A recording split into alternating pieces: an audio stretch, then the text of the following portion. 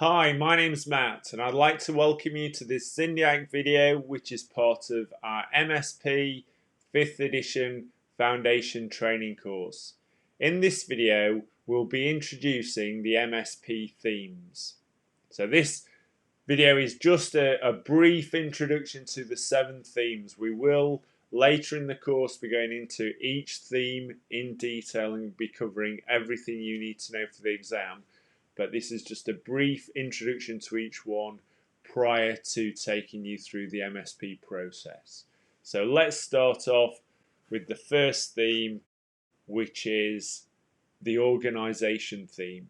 And the organisation theme is all about how we organise the programme in terms of roles and responsibilities and delegated limits of authority. So personally, I tend to do this on a whiteboard and draw organisational charts and build it up on a whiteboard. It's very easy to change and probably in a workshop type environment.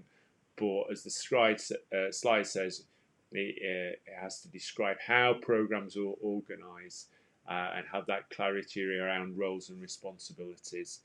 And also how we identify and engage with stakeholders is a key part of the organisation theme.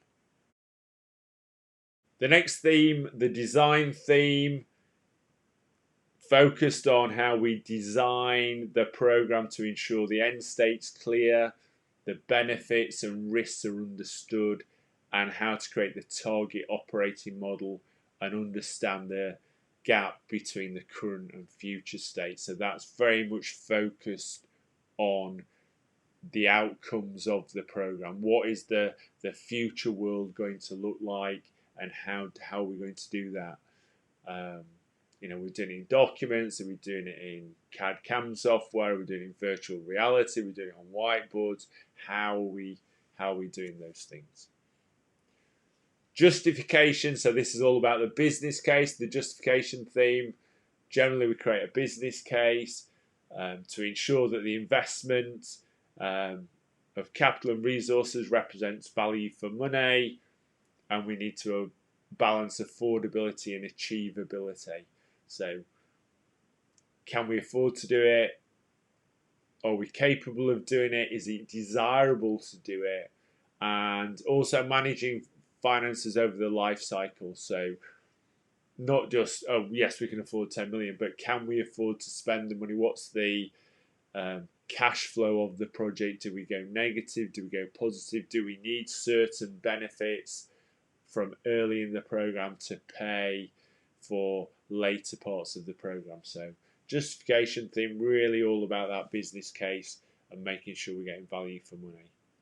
The structure theme. So unlike the organisation theme, which is largely focused on people, the structure of people in the program, the structure theme is more about structuring the program from a point of view of projects. So which projects are going to deliver what and when are they going to deliver?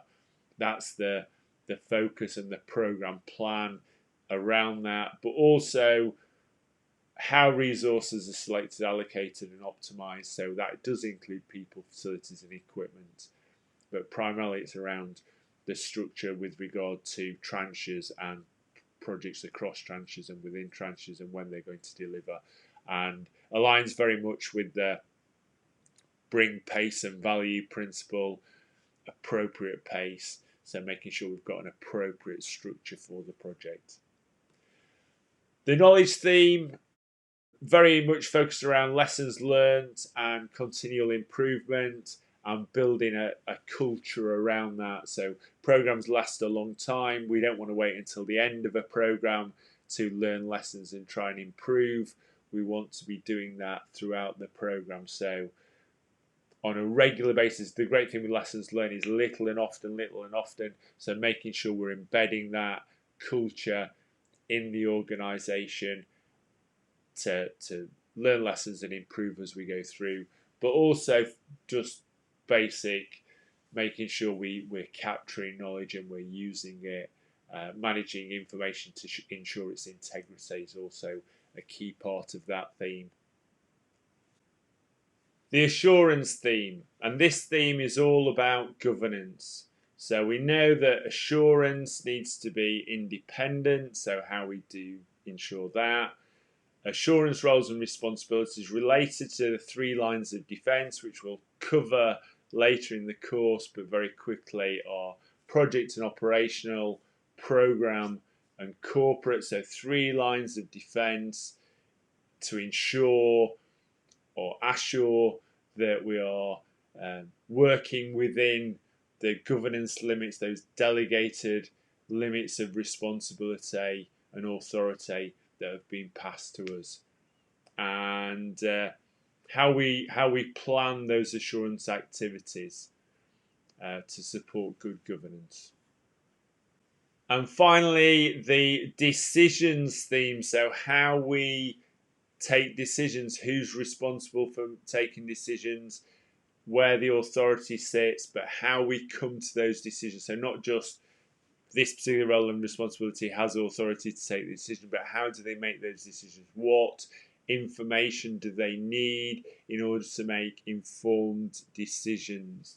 So it describes the prerequisites for effective decision making within programs. So I've talked before on previous videos about good decisions not being, when we talk about a good decision or a bad decision, not looking at the outcome of the decision, but looking at how the decision was made. Did we make the decision consciously in a professional way with appropriate evidence available to us, and did we collaborate appropriately with other people within the organisation, within the programme, when we made that decision, and that has been a good decision? So that's where the decisions theme is focused.